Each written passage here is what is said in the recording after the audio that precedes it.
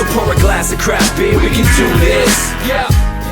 So speaking of that, someone who's been to the, I guess it's important to talk about the fact that Magic Hat was bought out in 2010. 2010.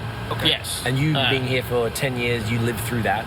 Yep. And I feel like it's one thing that in craft beer, it's like the big like elephant in the room type of thing, or it's unspoken for the most part, and we don't think we've ever actually spoken to anybody who, I guess because we don't really interview macro brewers, and we haven't spoken to one that has been bought out. So this is fascinating for us to actually get first-hand experience to be like, all right, so someone on the inside, who stuck around clearly for the last 7 years.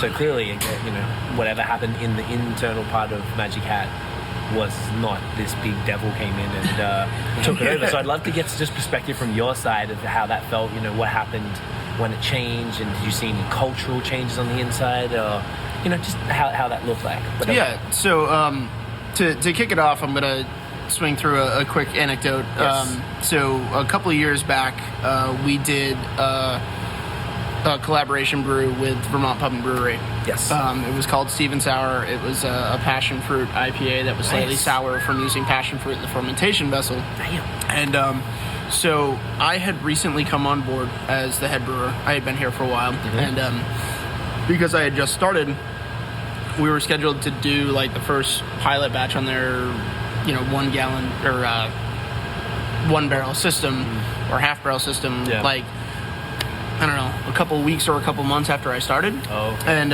so I showed up and met with Russ, who's the brewer there. Thankfully, I had known Steve Polowasek, who was Greg Noonan's original partner for quite some time, but showed up and met Russ there, and he kind of looked at me really funny. He's like, well, you have work pants on, you're in a t-shirt, you have safety glasses, and you have brewing boots, and you clearly look like you're ready to actually work. I was like, yeah. He was like, I just kind of assumed it was going to be, some suit type that's like, hey, I'm the head brewer and I don't touch anything.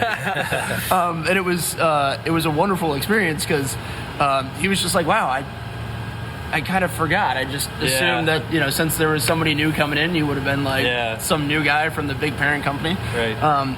But so through the history and from being privately held to growing a little bit, the whole story of the buyout was kind of Magic Hat purchased Pyramid Brewing Company in 2008. There was a couple things that went on economically, slightly over leveraged. So at that time, when Magic Hat bought Pyramid, they formed Independent Brewers United as like a holding company type. Right. It was the same people here. It was just an umbrella corporation to own the two breweries. And then in 2010, after things had kind of gone sideways with the economy, 2008 was a really bad year. Yeah. 2009 wasn't a great year either. North American Breweries bought the entirety of Independent Brewers United. Right. So North American Breweries... who are they? So they're based in Rochester, New York. Okay. They own and operate the Genesee High Falls Brewing Company. They have the distribution rights to Labatt USA. Right. They do Genesee. They now own Magic Hat, Pyramid. They own J.W. Dundee's. The brewery. Honey Brown. It's an older craft brewery that's fizzled, I think. But so they have a few different things, and they do a bunch of different production. Right. So they're not. Sorry to cut you there. I hadn't heard of. So what is it? North American Breweries. North American Breweries, yeah. So I've never heard of it because I thought it's always AB, right? Like who else always buys people out or Stab or something? Is that? It just sounds like a private company. It's like a larger company. Is it considered a because it's not a macro brewery that bought it out, right? Well, like yes and no. We're getting there. There's more to the story. Continue.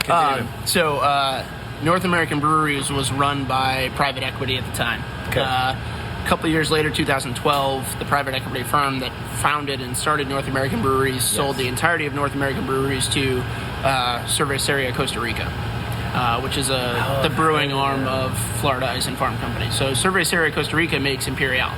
So if you go to Puerto Rica, if you go to Costa Rica, you drink Imperial. That's so we're owned now by Cerveceria Costa Rica. North American Brewing Companies who owns that. Yeah. That's the chain. that's the large scale business side of it all. But okay, makes sense. Through all that buyout, essentially, what has happened is that the reason bigger companies get into craft breweries is not because they want to change it and they want to drown us. They, in the way I look at it, which is a very different approach than most people, is that the big guys are buying craft breweries because they've realized they can't necessarily compete. So if you can't compete and you can't push them out of business, can't beat them. Why not own them? Why not own them and collect the revenue?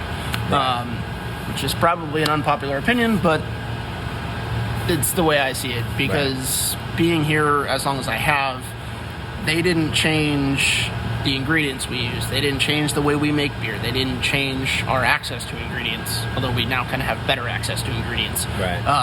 From the production standpoint, nothing changed. They bought us. We still employ about 50 people here at the brewery in South Burlington. We have another 30 people that are part of the foundry, as we call them, that are our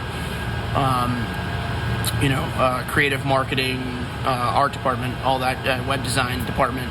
So there's 80 people employed locally that all are either from Vermont or transplants like myself that have been living in Vermont for quite some time, that work here. And so I understand the moral approach to wanting to support local and wanting to support small, but just because somebody's owned doesn't necessarily change the beer at all.